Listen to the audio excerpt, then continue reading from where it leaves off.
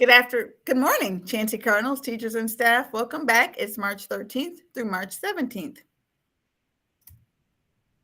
All right, boys and girls, our next week in March weather is going to be up and down like it has been. We've got 43 degrees Monday, so still very cold. Tuesday, 46 degrees. We're going to warm up a little bit. Wednesday, the sun's coming back out, 57 degrees.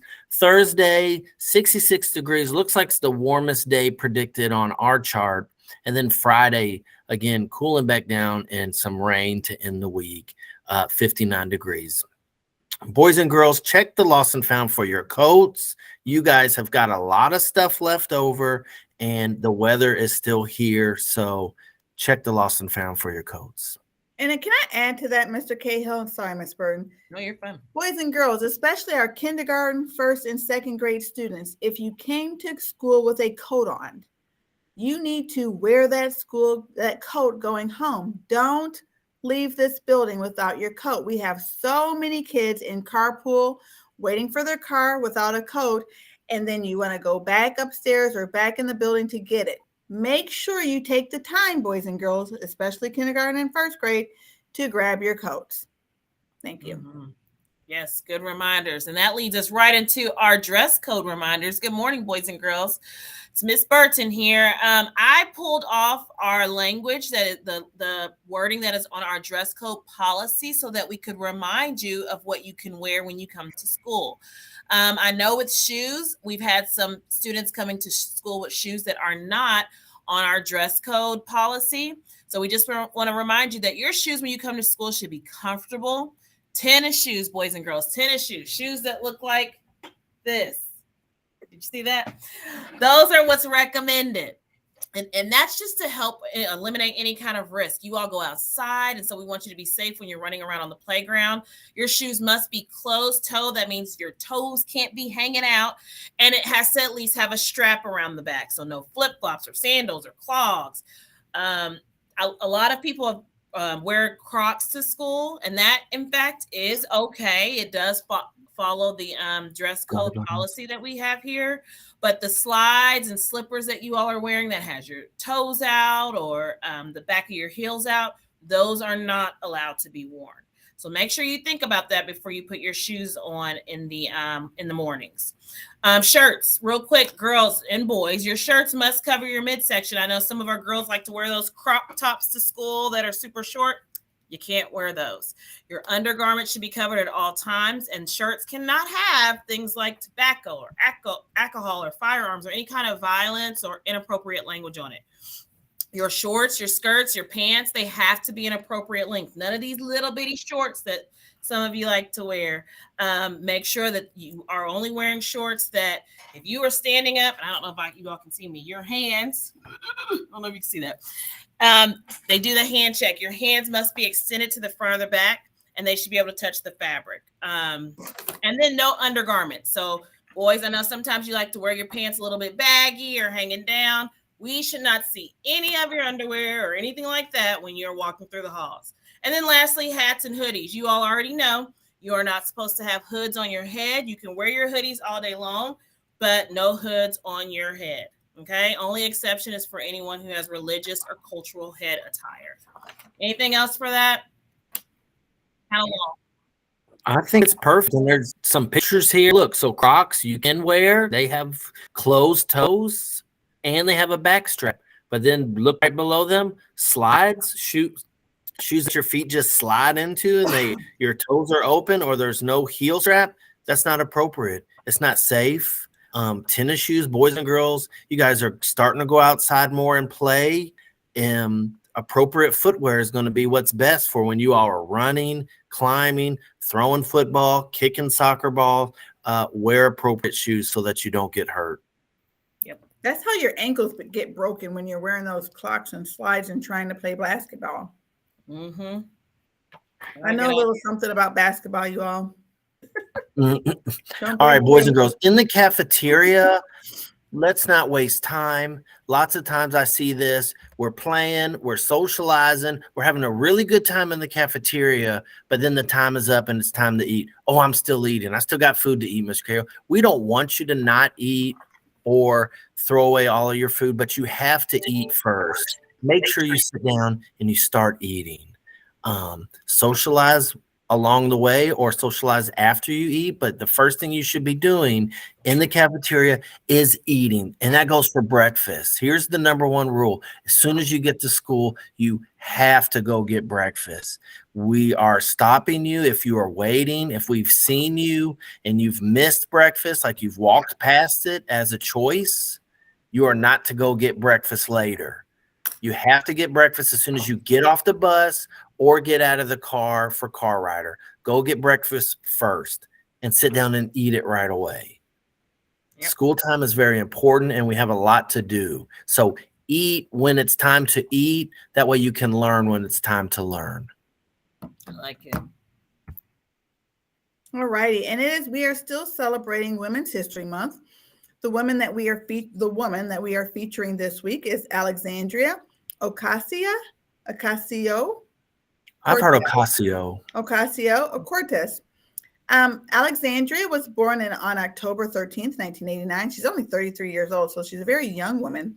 She is also known by her initials, AOC. She is an American politician and activist. She has served as a U.S. representative for New York's 14th congressional district since 2019 as a member of the Democratic Party. So she's like an up-and-coming politician. And so that is something to be very proud of for her and everyone else, and maybe her heritage or her ethnicity. But just know that there are so many wonderful women out there that are doing amazing things. They are the future, and they'll continue to be great. You are too, though. Mm-hmm. Yeah, 33 years. That's not that far from some of our Chancey Cardinals, honestly. Yes, it is. Huh? All right, boys and girls. Last week was International Women's Day on Wednesday, and so we wore our power blazers. Mr. Cahill cracked me. You know they're like 8, right? They come to us at 5 and they leave us at like 10. So they're about 23 years from that. He probably. I'm thinking he had something profound that he was thinking about. I didn't. I was going to go deeper with that. We know what you meant, Mr. Cahill. Yes, we got you.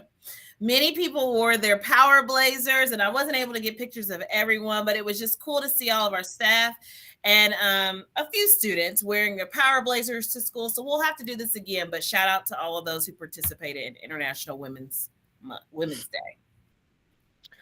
All right, and we are focusing on some of our backpack skills of success, the success skills. So this week, I'm going to read one, and then one of you all help me with the other one. So we've got prepared and resilient learner. And here's what this means. You understand the content, so the information that's being taught at your grade level. You also apply that knowledge to real life situations across the content area. You look back on both of your successes and failures. So you're evaluating, or you're checking yourself for, hey, this is coming easy to me, or this is taking me a lot of time to learn. And you're making changes, and you're setting goals, and you're meeting them. You're organized, so you're prepared for what you have to do. You have your folders, you have your pencils, you know what to do. You know how to get to your information on the computer. You know what your password is. You're organized. You know what to do. And you have goals for your life outside of school. You have plans for your life after you graduate. And you know what it is you take to achieve them. And I'm going to tie this in real quick to my point about AOC. She had goals, and she started to achieve them very early. If she's been a senator since she was 33 years old, she was working on that probably by high school to get there. And for lots of you all, it's going to be before you know it. You're never going to meet your goals if you don't start on them now. And for our 4th and 5th graders, that time really is now to be thinking that far ahead, because you won't be ready for it if you don't start working on it. You're so right, Mr. Cahill. Is someone supposed to talk about the effective communicator?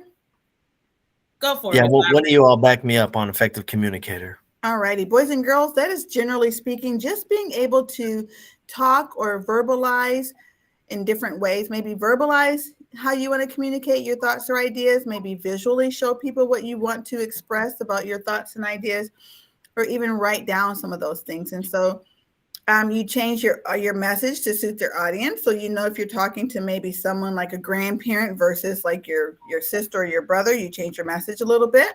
You change the vocabulary you use to make sure that you are speaking if it's very formal to someone versus where it's like your buddies or something. And then you know how to use your technology responsibly to communicate ideas as well. Effective communicator is a hugely important skill.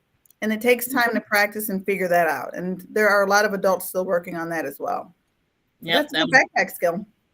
That was exactly what I was going to say, Miss Ivory. These backpack skills are not just for elementary students or middle or high. It's for everyone, anyone. Adults are still working on that, like you said. So these are just some good reminders. Hopefully you all are uploading your artifacts. We are going through our dashboard, and Miss Ivory is checking to see who has artifacts in their backpack. So teachers, students, make sure you are continuing to upload. Yep, we've got our list. A whole list of people that have like uploaded backpack artifacts. So let's do it, friends. Yay!